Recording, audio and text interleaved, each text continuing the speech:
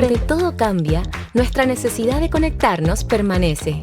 Aquí comienza El Día de, el programa de la tarde que amplía tu mundo. De 6 a 7 p.m. por Inicia Radio FM e iniciaradio.cl. Hola, hola, hola, ¿cómo están? Bienvenidos y bienvenidas a Día D por Radio Inicia y NC Televisión. Cuando son las 6:03 y 28 segundos, damos inicio a un nuevo programa luego de este fin de semana largo, pero no quiero empezar sin antes saludar a mi querido Joaco. ¿Cómo estás, Joaquito? Bien, Maquita, ¿cómo estuvo ese fin de semana? Bien, ¿sabes qué se me pasó volando? A mí también, me faltaron días, siento. Sí, bueno, siempre van a faltar días. Siempre uno va... yo creo que va a ser difícil decir... No, se me hizo largo. Quedé con gusto a poco. Sí. Aproveché de ver películas, hartas cositas ahí. Empecé a ver una serie. Buena, qué entretenido. Sabes que yo me puse a ver una serie muy buena en Netflix que se llama Para Bien o Para Mal. Ya. Y te cuenta dos versiones de algo. Por ejemplo, el primer capítulo habla de los aceites esenciales y te muestra dos realidades distintas. Una que hacen un negocio así terrible con ello y que casi que prometen que los va a curar del cáncer.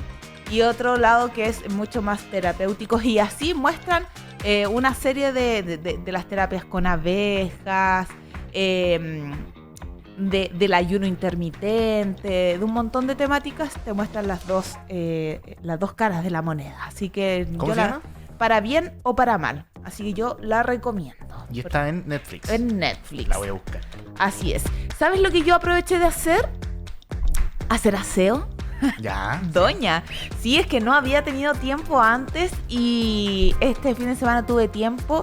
Y hay cachado cuando uno hace esa limpieza, pero profunda. Vi las manchas que nunca había visto y las limpié. Y ¿Te diste el tiempo de limpiar todo? sí, hay un meme que dice que ya a los 30 a uno le da satisfacción a todo tipo de cosas. Bueno, ver limpia la cocina, ver limpio el living, la pieza, todo, ver esa casa radiante me causó mucha satisfacción.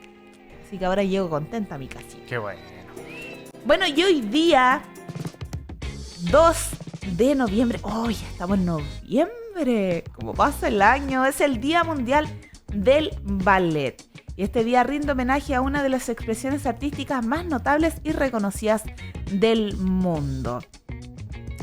Y ustedes saben que la palabra ballet proviene de la derivación del término italiano balletto, que es un diminutivo de la palabra ballo, que significa baile. Y este término se comenzó a utilizar en el año 1630 para denominar a ciertos tipos de danzas. Así que ahí saludos a todos las que practican ballet. Y nos vamos con las principales noticias del día de hoy. En Día D nos ponemos en marcha contigo, con las dosis justas de información y datos que marcan la agenda. Exmilitantes de la DC, PPD y PR lanzan nueva colectividad política. Este miércoles se lanzó oficialmente el partido en formación llamado Demócratas. Esta nueva colectividad convoca a exmilitantes de la DC, PPD y PR. Esta instancia también busca unir a movimientos ciudadanos, hombres y mujeres independientes, así como a parlamentarios en ejercicio.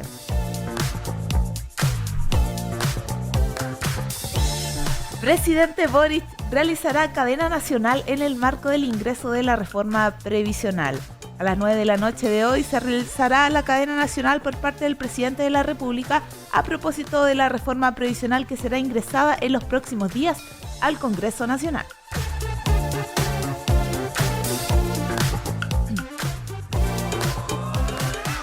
ONEMI reporta 3.600 hectáreas consumidas entre Coquimbo y Maule tras incendios forestales. Dentro de los más importantes destaca el incendio de Agua Fría, camino al Parque Nacional Radal 7 Tazas, en la región del Maule, ya que supera por sí solo las 3.100 hectáreas.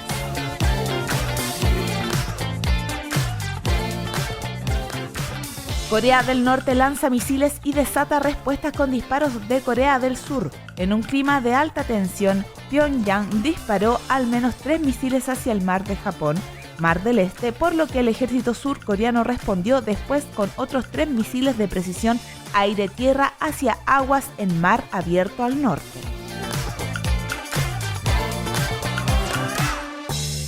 Vicepresidente de Bolsonaro desestima fraude electoral en medio de protestas contra victoria de Lula. El todavía vicepresidente Hamilton Mourão aseguró que si bien no comparte con quienes afirman que hubo fraude en las pasadas elecciones de Brasil, también consideran que uno de los jugadores, en clara alusión al electo presidente, no debió haber participado. Aline Cooperhan recibe premio como mejor actriz. La chilena se alzó este miércoles con el premio a mejor actriz en el Festival Internacional de Cine de Tokio por su papel protagonista en 1976, el debut como directora de la también intérprete Manuela Martelli. Elon Musk aseguró que no desbloqueará a usuarios que fueron vetados de Twitter por ahora. El magnate dijo este miércoles que Twitter no permitirá que ninguna persona que haya sido eliminada de la red social por violar sus reglas regrese a la plataforma hasta que la compañía tenga un proceso claro, lo que tardará al menos algunas semanas. Y nos vamos a una pequeña pausa con música a manos de Joaco y volvemos para hablar de este triunfo de Lula da Silva en Brasil, y además vamos a estar hablando de la serie Dahmer. Así que no se vayan. Conversaciones en profundidad, con personajes que tienen mucho que decir y vale la pena escuchar. Los mejores datos entregados por sus propios protagonistas. La entrevista en Día D.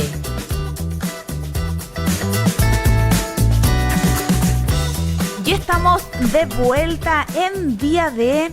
Y como le adelantábamos, vamos a abordar el día de hoy las elecciones en Brasil que han sido, que no han pasado desapercibidas a nivel mundial, tanto por las dos figuras que se enfrentaron como también el ambiente en el que se enfrentaron, porque Lula ha vuelto al poder y es una de las figuras más relevantes de la izquierda latinoamericana en la historia reciente. Y bueno, Lula ganó contra el ultraderechista Jair Bolsonaro, quien no ha estado exento de polémicas durante todo su mandato. Y hoy día ya vimos que seguidores de Bolsonaro se reunieron fuera de los cuarteles militares y ya están pidiendo un golpe de Estado contra Lula.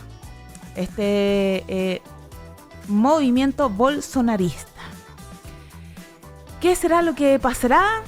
¿Cuáles son los ambientes y por qué ganó Lula da Silva?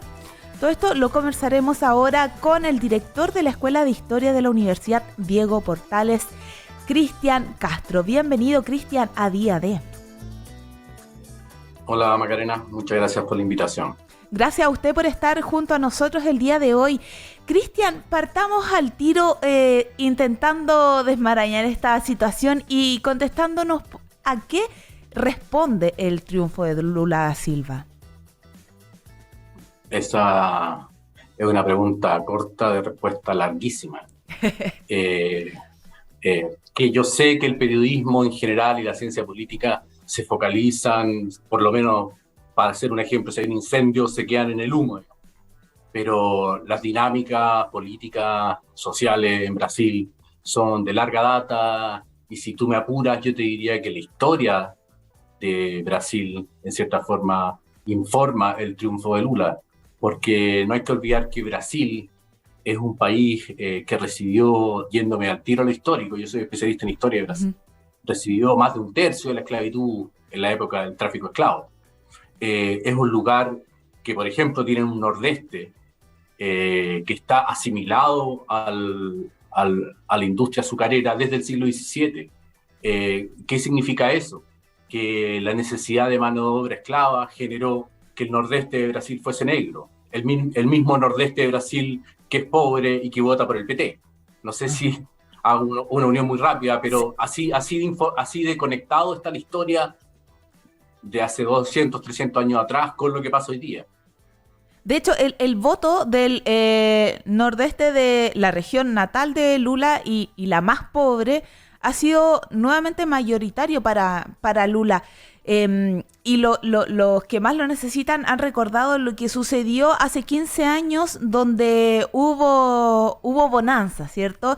¿Esto podría generar presión en el presidente electo como un desafío muy grande?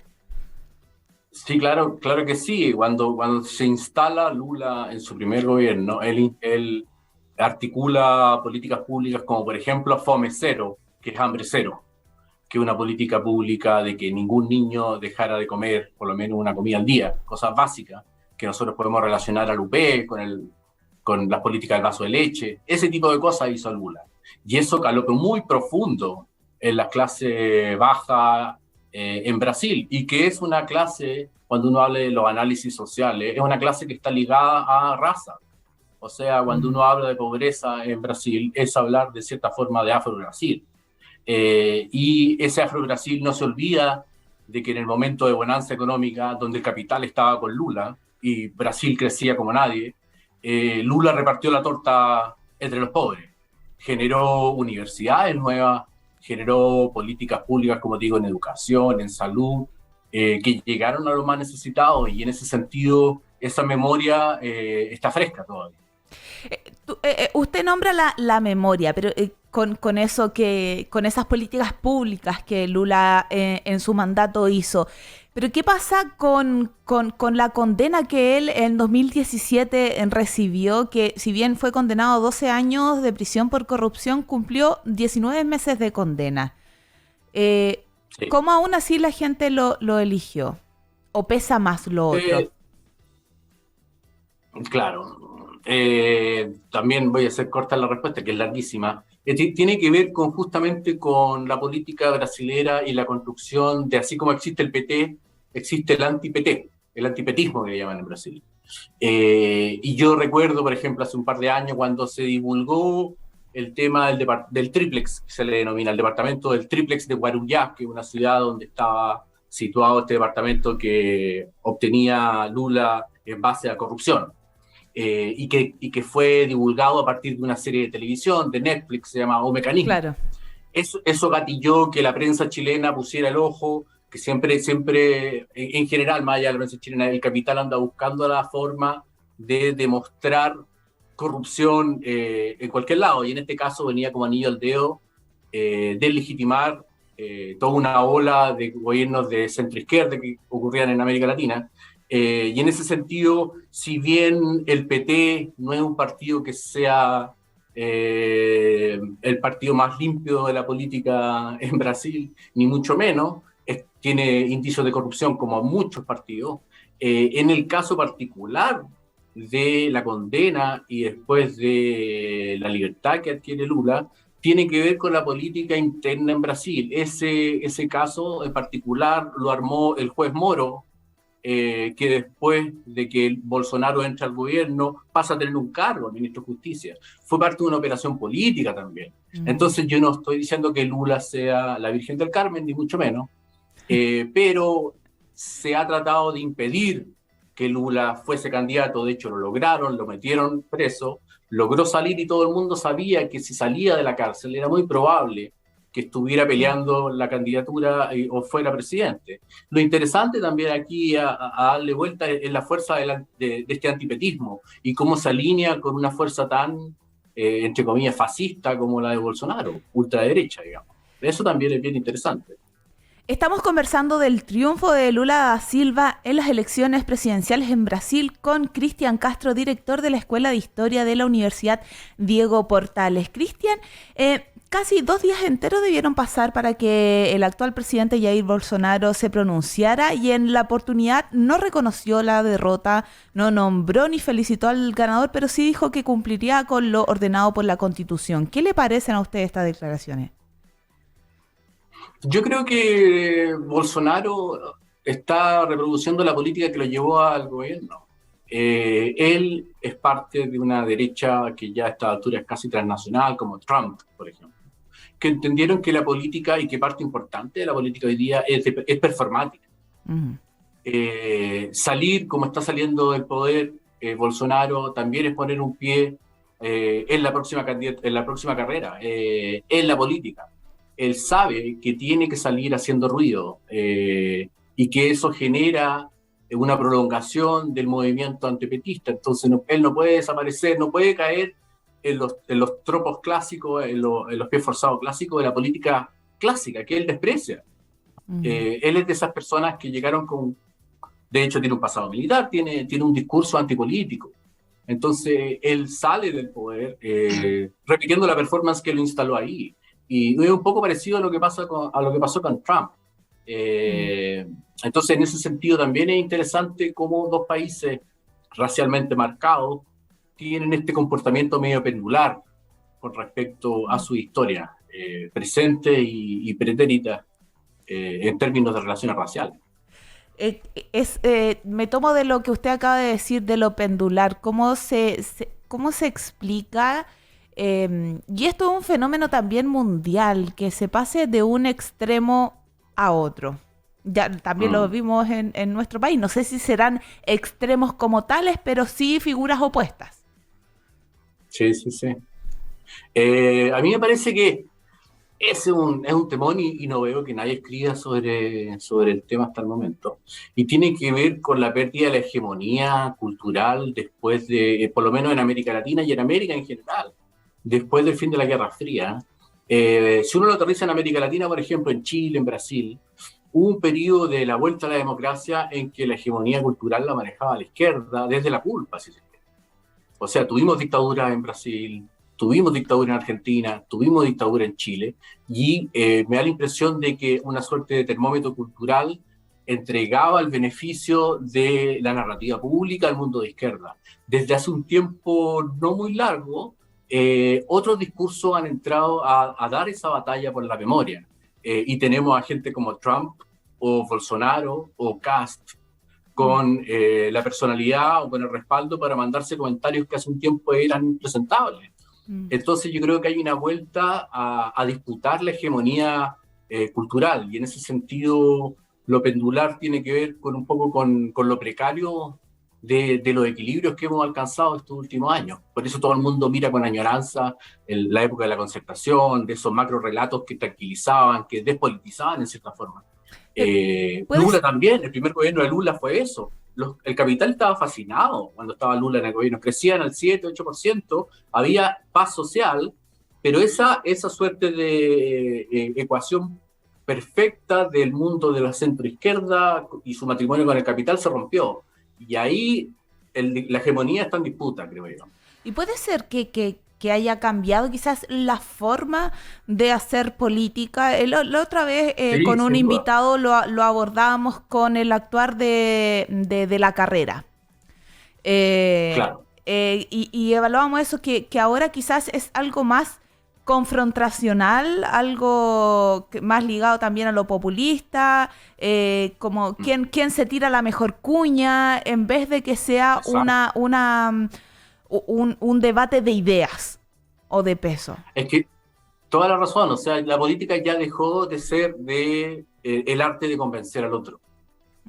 La política, los que ganan son las minorías más grandes, y a las minorías tú las usas con discursos violentos en ese sentido. Eso entendió la ultraderecha. Y la política a la antigua, del debate, donde con las ideas tú convences a tu oponente, hoy día no tiene lugar, porque se subentiende que hacer política es, como muy bien dices tú, marcar la cuña que se transforme en trending topic en Twitter, y que eso quede instalado la idea de que Macarena dijo algo progre, por tanto ella es progre. Y le van a dar a ese piano hasta que la tecla del piano se caiga.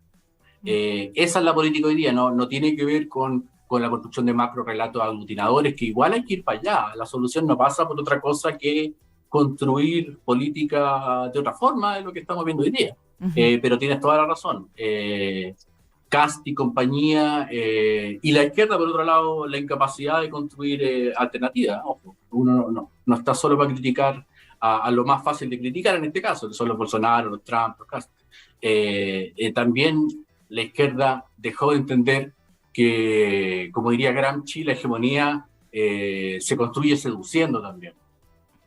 Estamos conversando con Cristian Castro, director de la Escuela de Historia de la Universidad Diego Portales.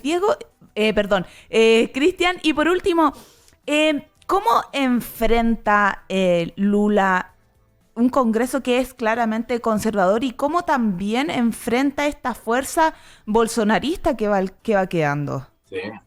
Eso está muy complejo, porque eso nos hace, y qué buena la pregunta, eso nos hace recordar un evento obliterado, que es la intención de que olvidemos, digamos, de lo que pasó con Dilma Rousseff en Brasil.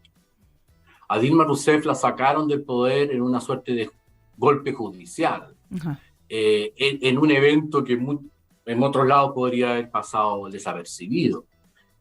Alguien podría haber dicho en Chile ocurrieron cosas peores y no se cortaron cabezas de esa forma. En Brasil, hace rato que el poder opera de otra forma, no necesariamente electorales.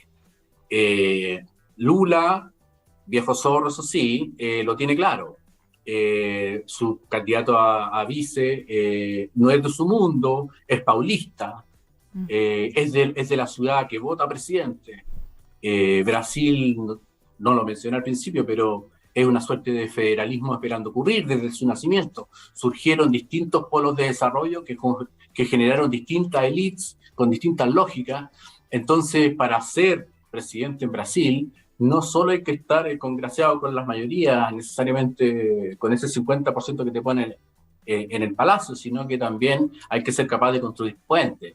En ese sentido, a Lula le ayuda a eso, es un político de la vieja usanza, lo que se está añorando hoy día, por ejemplo, en Chile.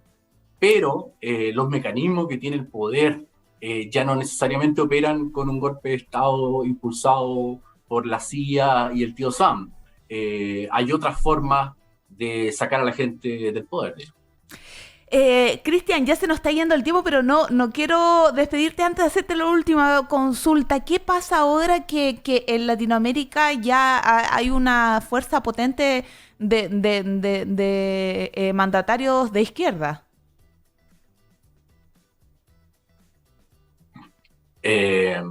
Yo creo que yo soy un poco más viejo que la generación que está en el poder hoy actualmente, que los Boric y compañía. Yo creo que lo que tenemos que hacer, la gente que se siente en un mundo más progresista, es tratar de reescribir una suerte de contrato social en donde se reparta mejor la torta, en donde el capital ceda, que eso no está pasando en Chile. Pero para eso, y para que la mayoría de la gente apoye ese tipo de cambio, hay que seducir a la gente con la necesidad de justicia social, con la necesidad de creación de políticas públicas que se hagan cargo de los problemas estructurales de nuestras sociedades, y eso opera para toda América Latina. Y en ese sentido hay una responsabilidad de la izquierda en construir narrativas que aglutinen. No bastó con la dinámica identitaria que generó mucho anticuerpo, eso quedó demostrado con los rechazos. Lo que nos falta es construir musculatura seductora, si se quiere. Y hay que aprovechar esta suerte de momentum, que puede ser, como bien dijimos en la conversación, pendular, para empujar la agenda lo más hacia la izquierda posible, o para hacer bien realpolitik lo más hacia la izquierda que el capital permita. Cristian, te quiero agradecer por estar conversando el día de hoy junto a nosotros, muy interesante y muy claro todo lo que nos dices. Esperamos contar contigo en otra oportunidad. Ya yo voy dejando acá a mis invitados ya conectados al tiro, porque para que no se me vayan a otro programa. Así que le quiero agradecer, Cristian Castro, Macarena, cuando quieras, director de la Escuela de Historia de la Universidad Diego Portales, que tenga muy buena semana, cortita la semana, así que ya se viene el fin de semana de nuevo. Eso está bueno. Que esté muy bien. Y tú también, Maca, gracias a todos. Gracias. Y ahora vamos a una pequeña pausa y volvemos para hablar de la serie Dahmer de Netflix. ¿Estamos idealizando a los asesinos con estas series? ¿Qué opina usted? A la vuelta de la pausa lo comentamos. Porque la mente nunca se deja de estudiar. Psicología y sociedad en Día D. Y estamos de vuelta en Día D por la 96.5 Radio Inicia. Y le vamos a hablar de lo que le estábamos adelantando, de esta serie de Netflix llamada Dahmer. Una producción sobre Jeffrey Dahmer, uno de los asesinos seriales más temidos en la historia, pues los métodos que ocupó aquel hombre para acabar con más de 15 víctimas paralizaron a Estados Unidos. Y han surgido comentarios tanto positivos como negativos frente a esta última adaptación. Por un lado, las familias de las víctimas dicen sentirse afectadas con la producción, ya que expresan que vuelven a abrir una herida del pasado y revivir momentos difíciles como el enfrentarse con el asesino en un juicio. Además, declaran que en ningún momento fueron contactados para publicar sus historias y la de sus familiares. Aún así, con críticas negativas, millones de internautas han expresado el gusto por la serie, pues la historia y los personajes superaron sus expectativas. Además, resaltan la actuación magistral de Evan Peters como el personaje principal, asegurando que este logró causar emociones como el miedo y repulsión en el espectador. Pero ¿qué pasa con quienes los están idealizando o romantizando a estos asesinos seriales? ¿Cuál es el peligro de la idealización de un asesino? Para conversar de esto está con nosotros, ya conectados, el psicólogo EMDR Julio César Carrasco. Bienvenido, Julio, a Día D. Hola, ¿cómo estás, Macarena? Qué gusto saludarte. Hola, mucho gusto, bienvenido. Y qué bueno que vamos a conversar por fin de esta serie que yo estaba nerviosa con esto, ansiosa más que nerviosa, ansiosa, porque es algo que me interesa mucho abordar y que lo he conversado con muchas personas y hay comentarios para los dos lados, ¿cierto? Hay algunos que dicen, ya, pero es una exageración. Si sabemos que es una serie, o sea, no se puede hablar de nada realista porque hay sensibilidades, pero por otro lado dice que es demasiada la crueldad con la que se expresa, que no hay avisos como para que esto no lo vean niños, y también lo que sucede en las redes sociales, también ahora que pasó Halloween, hubo también gente que se disfrazó de este personaje. Entonces, me pareció interesante abordar esta temática contigo. Y Julio, partiendo esto, me gustaría consultarte por qué se tiende o se está tendiendo ahora a idealizar a asesinos, sobre todo en las nuevas generaciones. Bueno, las teorías podrían ser amplias, esto es tema de investigación, pero si nos remontamos históricamente para atrás, estamos en una era posmoderna de construcción, una era en que los modelos se nos han caído, y entendamos que se nos han caído grandes modelos y grandes instituciones con las cuales nosotros teníamos lo que se denomina una estructura. Y las estructuras sociales son a posteriori de las estructuras familiares, en lo que nosotros basamos los modelos y los valores. Entonces, cuando las estructuras se caen también esos valores y tenemos que, de alguna manera, asirnos con lo que tenemos, y dentro de eso, la multimedia, lo más cercano que tenemos a un celular, un televisor, y muchas horas de exposición y que están muy bien hechas desde Silicon Valley o desde Hollywood, por decirlo de alguna manera, muy bien hechas como para engatusarnos, para atraernos de la manera más vil, porque están hechas con todos los guiños que un neurólogo, un psicólogo, un psiquiatra, que contratan, por cierto, realizan para que los guionistas te tengan como miel y la abeja. Y acordémonos de esta película japonesa de los desafíos del juego. ¿Cómo se llamaba esta película hace poco de Netflix también, que fue el segundo boom? ¿Te acuerdas? La del juego está de los ¿Juegos del calamar?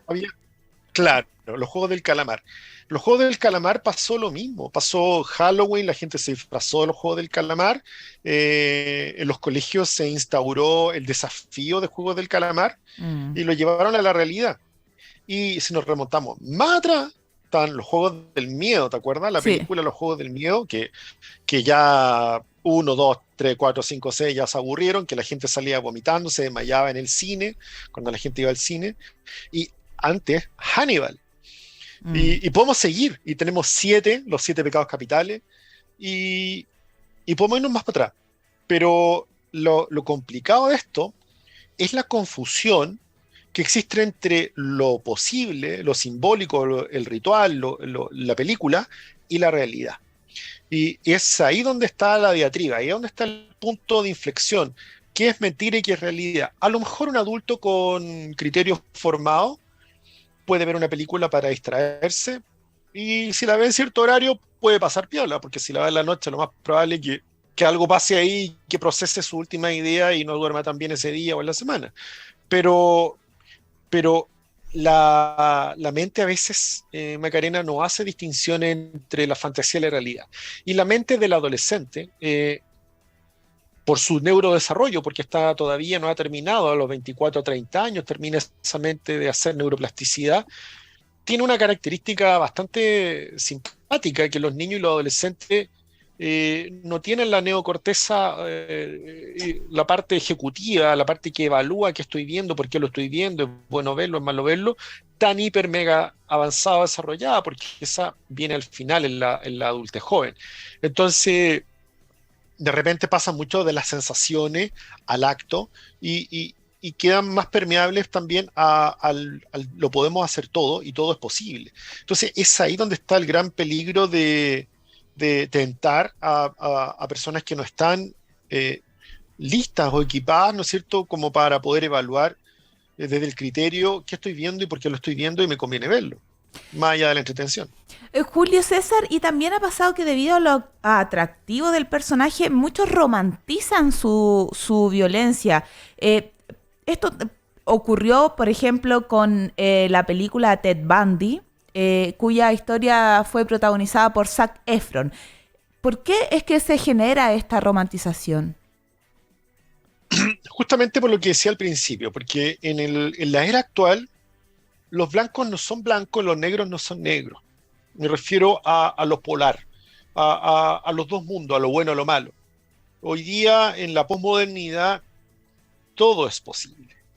Y hacen de tal modo que el bueno o el malo tenga rasgos que tú dices, oye, este malo me gusta porque un malo...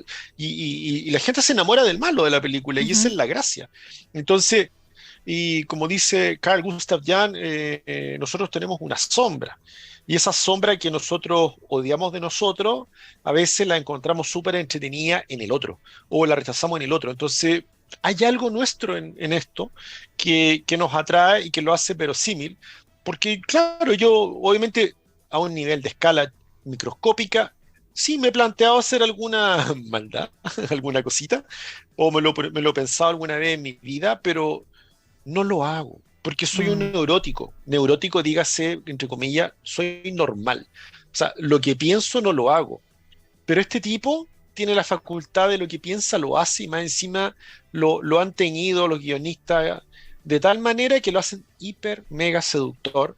Pero este mega seductor, como buen victimario, termina haciendo estas cosas que son terribles y que están dentro de la estructura de personalidad sociópata, psicópata, narciso maligno, etcétera, que, digámoslo, son estructuras de personalidad con las cuales nadie podría hacer una psicoterapia, porque es mejor salir corriendo de ese tipo de personas.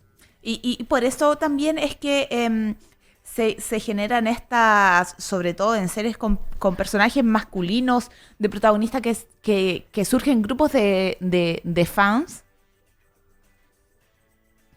Exacto, pero si vamos a echar un botón, acordémonos del Guasón. Todo el mundo andaba de Guasón, y con la serie española de los ladrones, todos andaban con la máscara y todos andaban dando los nombres y se creían y que te parecía tal y cual. Entonces está esta cosa de repente de entender qué estamos haciendo, qué valores estamos proponiendo. Y es por la era en que vivimos, una era sin estructura, una era una era, diría yo, de transición, una era donde yo creo que se están replanteando tal vez nuevas estructuras, pero estas estructuras verticales que conocimos clásicamente se acabaron, se murieron, y eso genera un espacio de soledad donde yo tengo que buscar a qué creerle por un rato, mientras me convenga. Julio César, ¿cómo entonces se puede ver este tipo de series, pero de un lado crítico, analítico, reflexivo? Bueno, primero que todo, verla como una serie de entretención, no solamente para adultos. Mm. Si por mala pata la viera alguien de mi familia que es más chico, que es adolescente, que es joven y ya la vio, qué sé yo, o me lo encontré a bocajarro que está pasando, tratar yo de modelar, modular lo que estamos viendo y darle una cuota de realismo.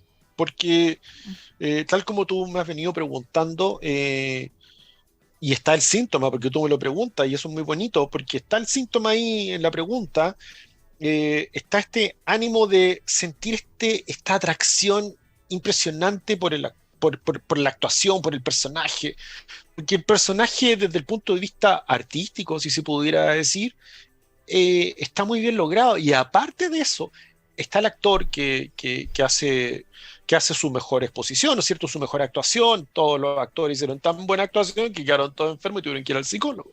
Mm. Para los que han leído, quedaron todos súper dañados, porque revictimiza. La serie es revictimizante, porque, Bien, lo mira, dicen también los familiares de pero lo dicen los familiares, lo dicen, hay una cantidad de grupos de personas que están protestando por esto. Obviamente el negocio lo tapa y qué sé yo, pero esto revictimiza. Si yo veo dolor, veo sufrimiento, y yo he vivido directa o indirectamente dolor o sufrimiento, mi cuerpo, mis ojos, que son de mi cuerpo, van a activar recuerdos en mi cuerpo, que van a activar mi sistema límbico emocional, que va a activar memorias y pensamientos y cogniciones. Y van a ser de grado consciente, es decir, me di cuenta, pero lo más importante es que muchas van a ser de grado inconsciente, de modo que no me di cuenta, pero lo pasé mal después de la semana. Me sentí mal, me dolió la cabeza, me dolió la guata, tuve mal genio, no sé, algo me pasó, no tengo idea, vino de la nada, me dio de nuevo una crisis de pánico que no me había dado en 20 años. Bueno, por algo usted dijo, pues. Entonces, esta cuestión es como uno la mira menos y dice, no, es una película. Sí, pero las películas revictimizan. Se llama victimización vicaria, ¿no es cierto? A partir de ver a otro que le está pasando, yo siento que me está pasando a mí. Y la multimedia ya está comprobado, está lleno de estudios que verifican qué ocurre. De hecho, yo me he llenado de pacientes para situaciones donde ha habido mucha violencia mediática. A los días me llaman pacientes antiguos o vienen pacientes nuevos y me dicen, no sé qué me pasa esto. Lo levantamos en sesión y claro, había visto tal noticia o había visto tal serie y se acordó de que, uy, verdad, me acordé de que tal cosa me pasó cuando niño. Entonces, ojo ahí. Julio César, ¿y qué pasa con esta figura masculina que se presenta? Y esto voy más allá de la serie de Dahmer, sino que en general de estas series, como por ejemplo de algo parecido que sucede en la serie You. Con este hombre que es más poderoso y que es atractivo porque también ejerce violencia y ejerce poder sobre un otro. ¿Cuánto afecta en los jóvenes? Y cuando digo jóvenes me refiero más bien a adolescentes, como a jóvenes en proceso de formación, en la imagen que tienen de un hombre. Exacto. De hecho, en las familias donde a veces no hay un padre, porque no estuvo la figura del padre se busca en modelos que pueden ser familiares, en héroes de la televisión, en personajes de cine, y el inconsciente va armando pedacitos, va sacando pedacitos y va modelando la superación del Edipo cuando yo me tengo que identificar con la figura masculina, con lo masculino. Y lo masculino, claro, en las antípodas, en el origen de la civilización, era patriarcal y además ejercía la violencia. Entonces está muy en el ADN de nuestra prehistoria la Mm. fuerza, pero entendamos que la cultura ha devengado con el tiempo en que la violencia se entrega a la ley y la ley crea la cultura y la cultura crea las policías, la justicia, el derecho. Entonces, pero sigue estando esa sombra junguiana de la violencia, donde puede modelar. Entonces, es súper preocupante también que no solo películas Macarena, sino que también a veces uno ve a los adolescentes agarrando una ametralladora maravillosa, llena de Mm. tiro, de láser, matando 300 personas por hora con audífonos metidos en un mundo virtual Mm. y comunicándose con otros. Ah, pero está matando, está haciendo, disparando, está gatillando, está aniquilando. Incluso algunos roban auto y cosas. Entonces, ¿qué estamos Mm. modelando? ¿Qué estamos construyendo? Porque eso es juego, pero después vemos después las noticias y los cabros jóvenes, algunos andan haciendo las mismas cosas. Entonces, de la realidad a la fantasía es donde nosotros, los adultos, tenemos que modular también el nivel de realidad y de fantasía. No todo es posible. ¿Y Hay cómo, que tener límites. cómo se modela eso? ¿Cómo? Porque uno le dice, yo por ejemplo conversé con mi sobrino tiene 13 años, si no mal recuerdo, 12, 13, y me dijo que él vio, por decisión propia, tomó Netflix y vio algunos capítulos de Dahmer. Y yo le dije, Mm. ¿pero por qué? No, no deberías haberlo visto. Me dijo, ¿pero qué? Si es una serie de ficción. Y me lo explicó así muy claramente, es ficción. Entonces, ¿cómo uno puede decirle que, porque ya tienen claro esa diferencia entre ficción y realidad, pero cómo uno lo puede dejar más claro? No es tratarlos de tontos ni mirarlos en menos, sino que decirle que igual es de cierta forma violento. Lo mismo que tú decías con jugar, ¿cierto? Con pistolas, que yo nunca lo he entendido personalmente. Ahí verán los padres que permiten que su hijo lo hagan, pero personalmente no le encuentro sentido a que regalen juguetes como, con forma de pistola, por ejemplo.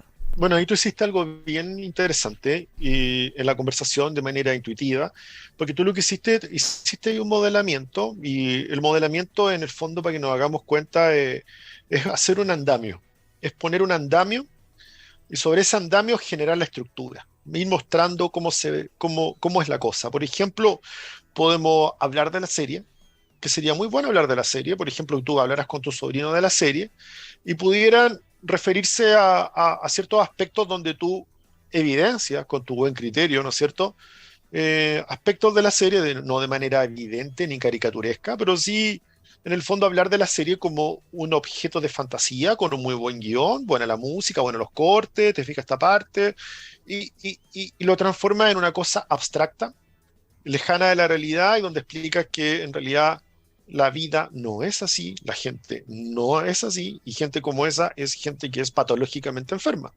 Y, y, ex- y, y- y educar, te fijas, porque todo lo que Mm. quería sería psicoeducar, pero a través de una conversación neutra, de una conversación relajada, buena onda, de la tía joven, de la tía entretenida, de la tía que es cool, pero me habló y me dijo en 5 o 10 minutos, sin que yo me diera cuenta, obviamente, información adentro, que, que es una serie y que no es la realidad. Evidenciarlo, ¿te fijas? De ¿Qué, eso se trata, de modelar, modular. también no puedo dejar de mencionarlo que en Halloween se puso un disfraz en venta que tenía una polera que decía, me como a tipos como tú para desayunar, que era un juego de palabras haciendo alusión que Dahmer se comía algunas partes del cuerpo de sus víctimas. Eh, ¿Qué pasa si, por ejemplo, si yo veo a algún cercano, a un amigo o a alguien con esta polera? ¿Cuál, ¿Cuál podría ser la mejor forma de poder abordarlo sin pasar a llevar obviamente su libertad, sin meterme en cómo se viste, porque cada uno acá se viste como quiere, pero hacerle ver que eso es violento? Claro, es difícil cuando una persona está en modo eh, carrete, buena onda, bajarle, tirarle como un balde de agua fría y llevarlo a la realidad. pero yo creo que a lo mejor si está muy prendido, está en otro momento, no es el momento de conversarlo. Además que esa frase en la jerga chilena tiene más lectura inclusive. Entonces, ¿no es cierto? Porque tiene una lectura sexual. Comerse es tener sexo con alguien, ¿no es cierto? Entonces, yo creo que las cosas, es como cuando uno tiene evidencia un problema con alguien, a lo mejor no lo hace delante de todo el mundo, lo conversa en frío luego y a lo mejor cuando ya está en un estado más racional, menos prendido, porque en ese momento a lo mejor estaba en modo carrete, modo, la super gracia que estoy haciendo, y después, pero no cuando está activado, porque activado obviamente va a activar las defensas, y las defensas, la clásica va a ser molestarse, defenderlo, tratarte de acuática, que tú eres aquí, que era ella. No es el momento. Se habla después. Mucho cuando hablan de esto dice, ay, la generación de cristal. Claro, ¿te fijas? Entonces, cuando uno quiere conversar con alguien algo serio y no es el momento, o sea, mejor después. Julio César, te quiero dar las gracias por estar compartiendo el día de hoy y por estar hablando de esto que es también tan necesario de abordar el día de hoy. Que tengas una bonita, corta semana, mini semana. Sí. Y muchas gracias. Y bueno, mañana Julio César, para quienes estén escuchando, va a estar conversando sobre la burbuja de la pareja en Nosotras, para que estén atentos mañana a las 3 de la tarde. Muchas gracias, Julio César, y que estén muy bien. Chao, un beso, Chao. Un abrazo, nos hablamos, que estén bien. Nos Chao. vemos. Y hemos llegado al final del día de hoy. Espero que les haya gustado este programa para iniciar la semana con toda la energía, con los buenos datos justos y necesarios, con las noticias justas, para llegar ahí a su hogar informado e informada. Gracias, Juaco, por acompañarme y que tengan bonito día. Chao, chao. Nos vemos mañana de 6 a 7 p.m. Un lugar y un sonido que nos junta cada tarde, donde lo único que tienes que hacer es escuchar. Esto fue Día D, una mirada fresca a lo actual. Nos encontramos mañana de 6 a 7 p.m. por Inicia Radio FM e iniciaradio.cl.